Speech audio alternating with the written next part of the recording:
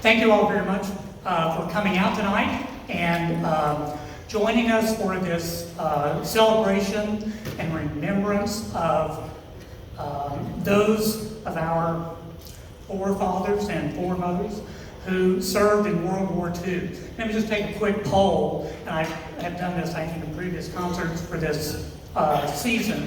So how many of you had some relative of yours who was in World War II? Okay, well, yes. So a lot of our fathers, mothers, grandfathers, grandmothers, uncles, aunts served.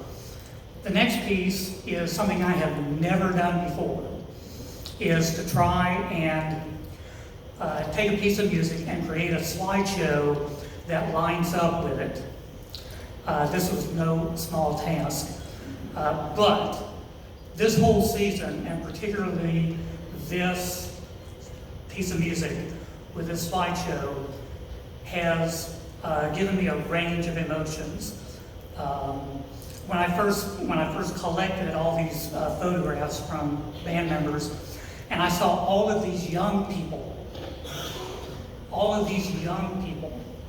in their teens, because some of them were 18, 19, some of them in their early 20s, probably a few maybe in their late 20s, maybe in their 30s if they're officers,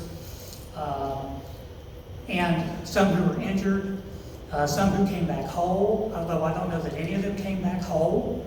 I mean, how can you be part of a war and not have that eat at your soul? My own father was on an aircraft carrier.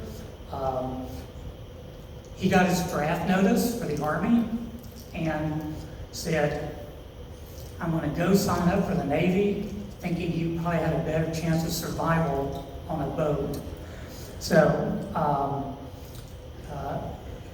so there's a couple of pictures of him.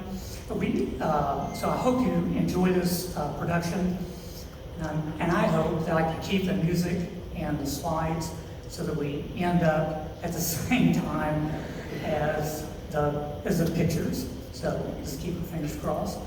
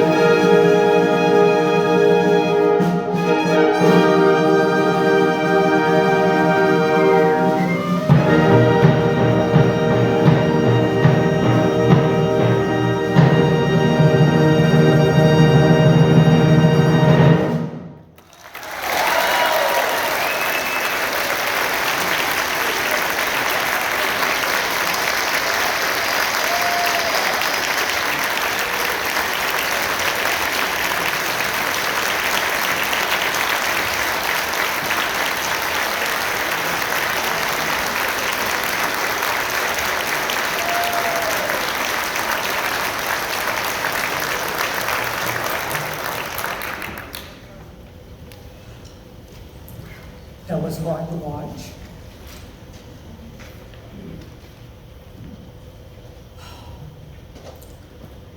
I've been doing band for 46 years.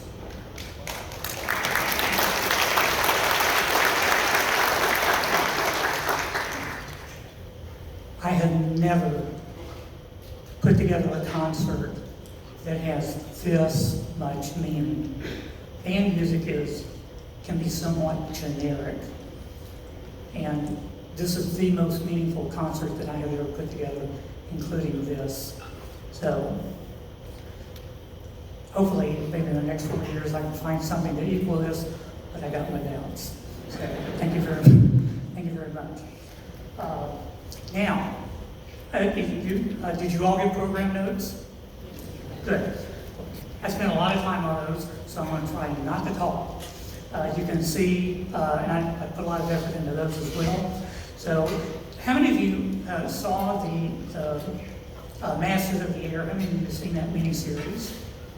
Okay, there's a few. It's on HBO, so it's not like it's, so you have to, I guess, subscribe. But it's a wonderful series, and it's a wonderful story. So here's Soar from Masters of the Air.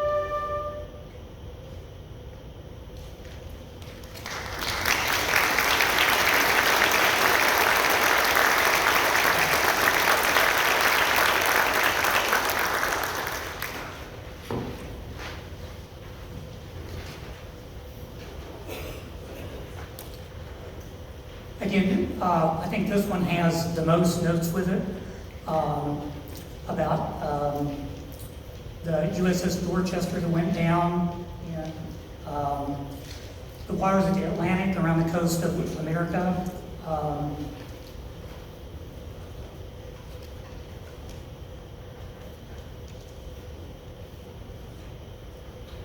Yes.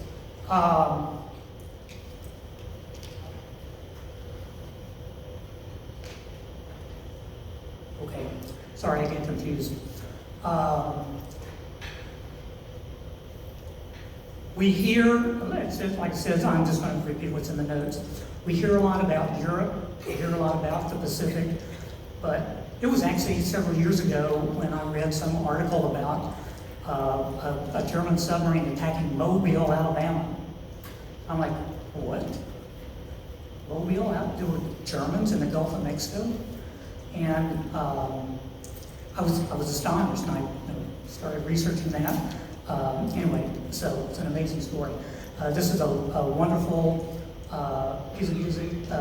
As it says in the program, it uses a hymn tune in it. So here's The Light Eternal.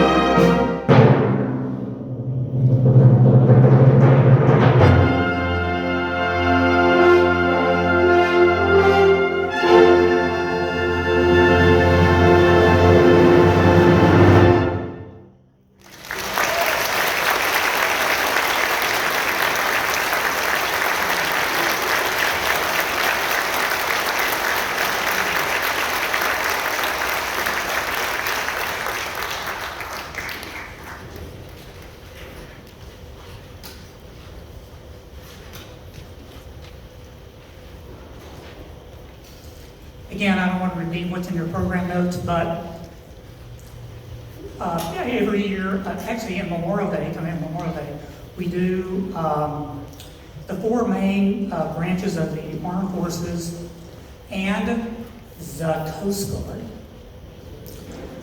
And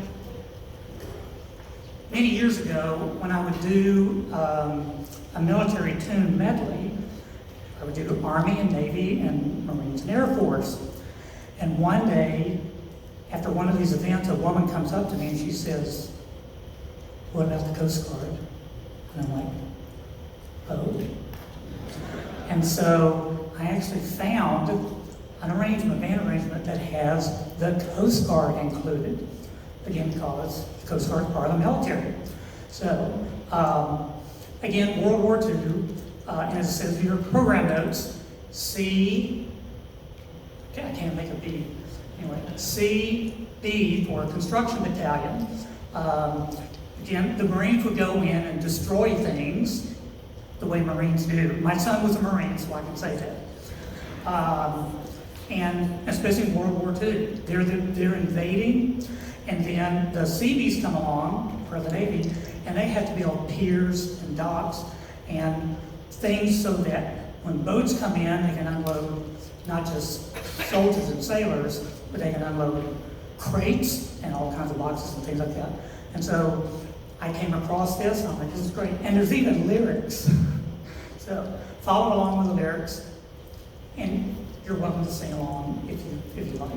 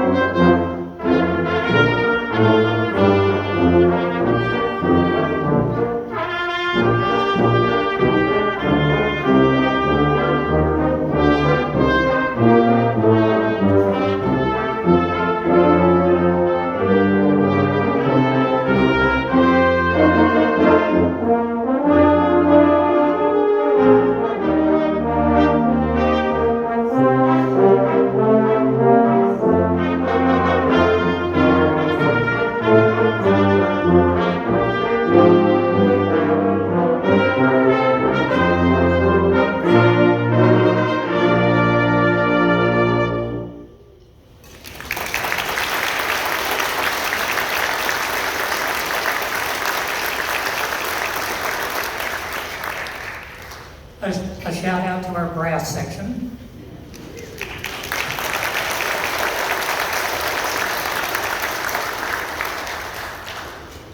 Next season we'll do a piece just for the woodwinds. As you saw, obviously one of the most famous pictures from World War II is the bombing of Pearl Harbor and the sinking of the USS Arizona. Again, as it says in your program notes, this is an elegy written in honor and memory of those soldiers and sailors who passed away. I will tell you an interesting story that's not included there. One of the images in the video that we saw after Rosie the Riveter was the cover of a book called The Girls of Atomic City. And it's a fascinating book. I highly recommend it. It's basically a story of these women who were recruited from around the U.S. And again, girls is sort of like an old title that we use for females of any age. But in this case, some of them were actually girls. Some of these young women were actually recruited from high school because they were really good at math, or they were really good in science classes, and these people from what became Oak Ridge would like show up and say, "We need you for the Army," and they're like, "What?" It's like, "Come with us."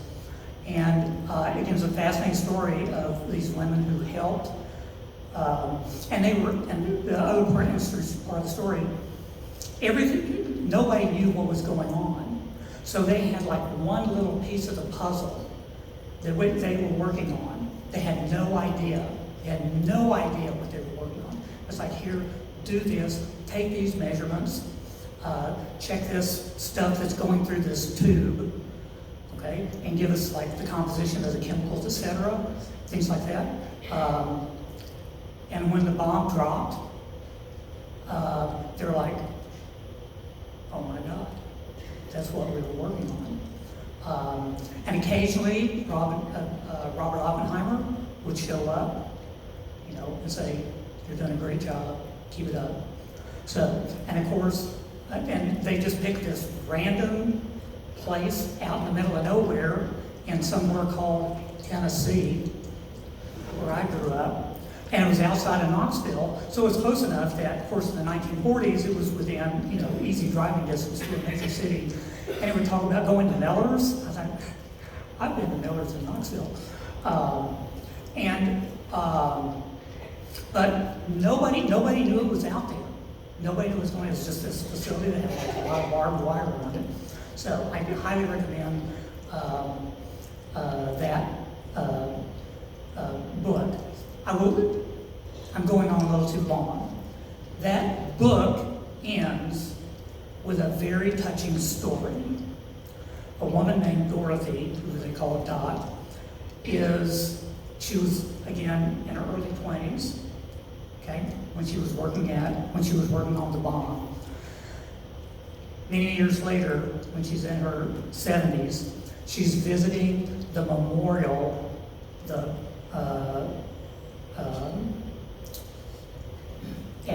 at Pearl Harbor for the USS Arizone. And she's just standing there, and this Japanese woman walks up to her, and of course, Dorothy's, kind of crying a little bit. And the Japanese woman very nicely says, "Do you know someone down there?" And she says, "Yes. He was my brother." And she says, the Japanese woman says, "I'm so very sorry." And there's a pause, and they kind of approach each other and hug. Now we know why Dorothy is there. Nothing, and that's how the book ends. I'm sorry I gave away the ending.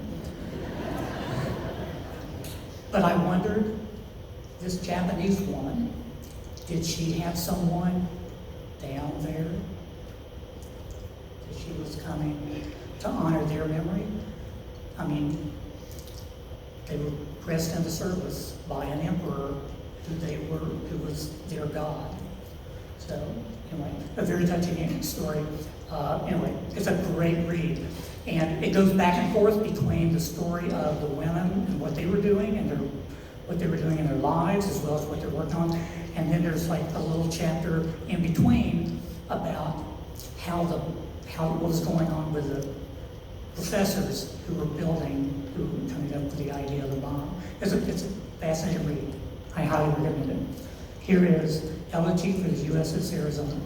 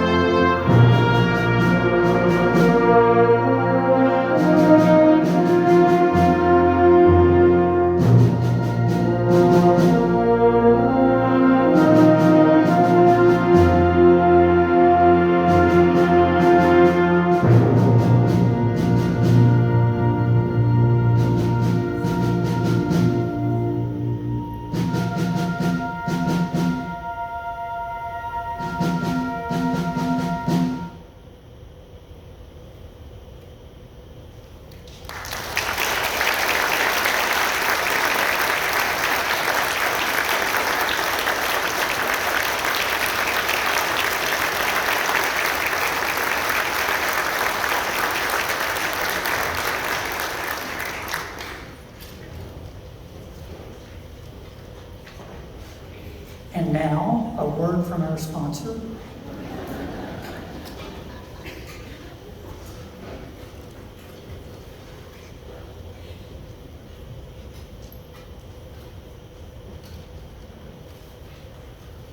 Good evening.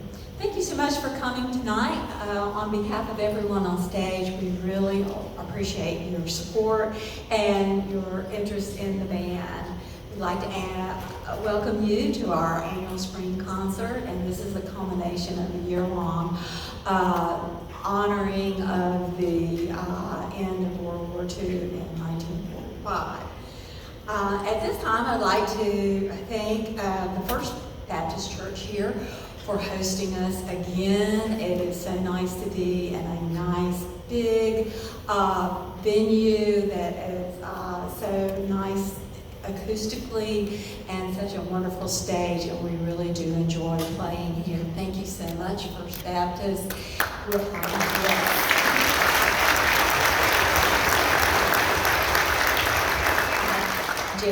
Pastor Jason Morris has been very integral in helping arrange this. You'll meet him in just a few minutes, and also Todd is up there on the technical side of things. Thank you very much, Todd, for your help.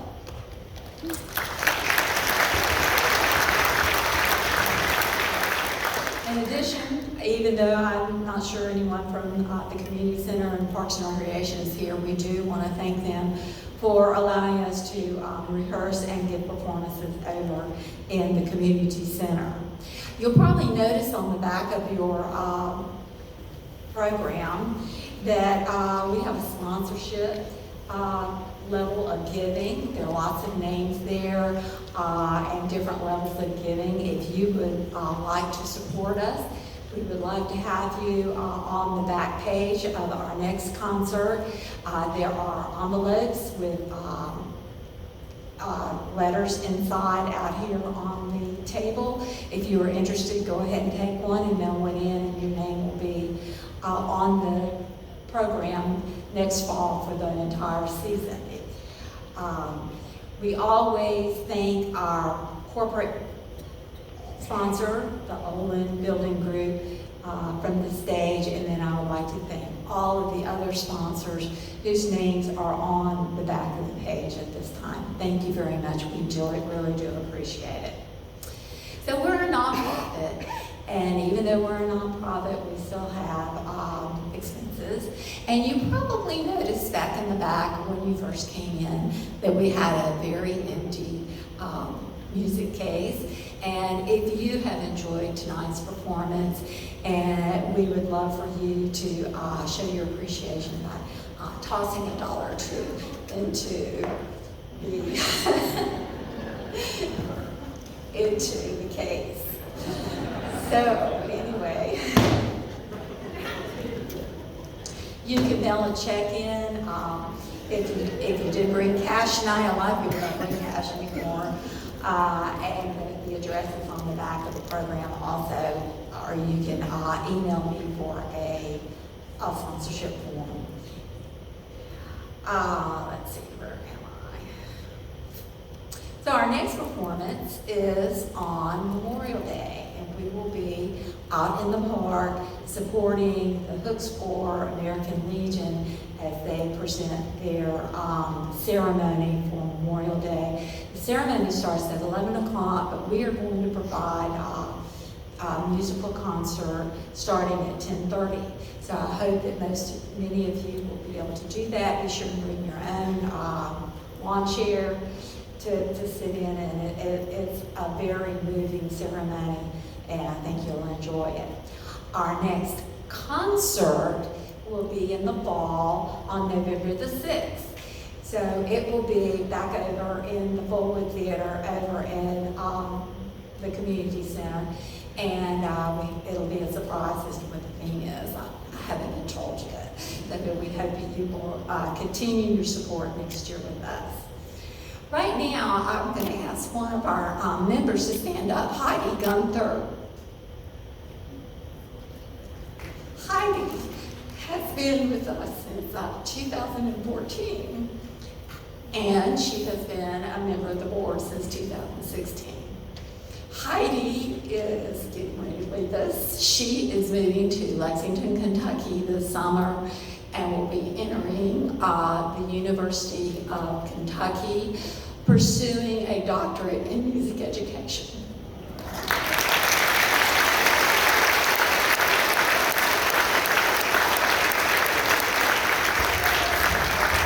We wish her well, and I am really going to miss her. She has been very instrumental in keeping up our Facebook page and just doing anything that I asked of her. So we've got big shoes to fill.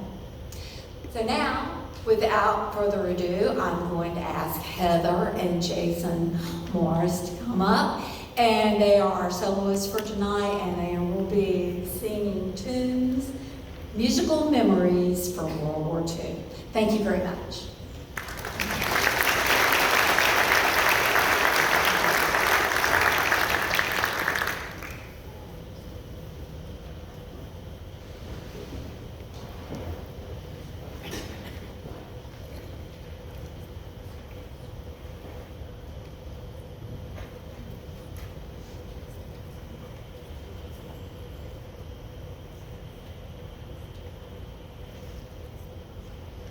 Thank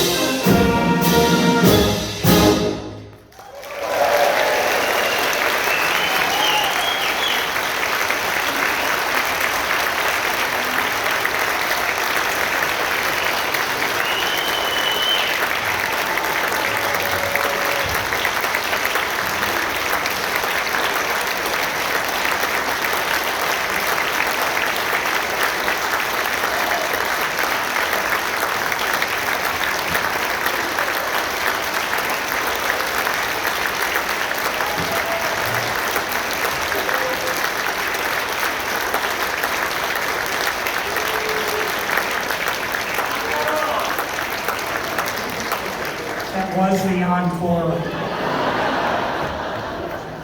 We got no more chops.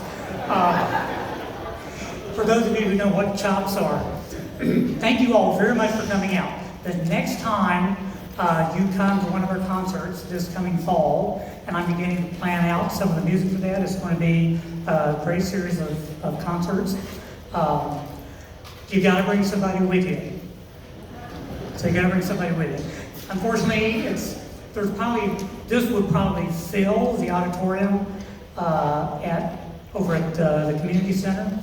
So, but bring somebody with you anyway.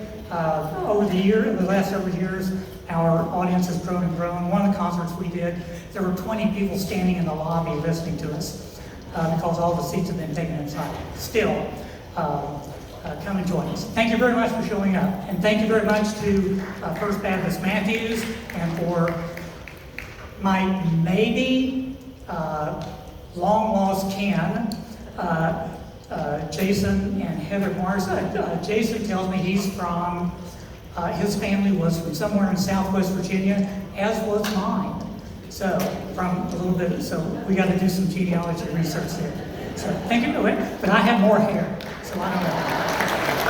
Thank you.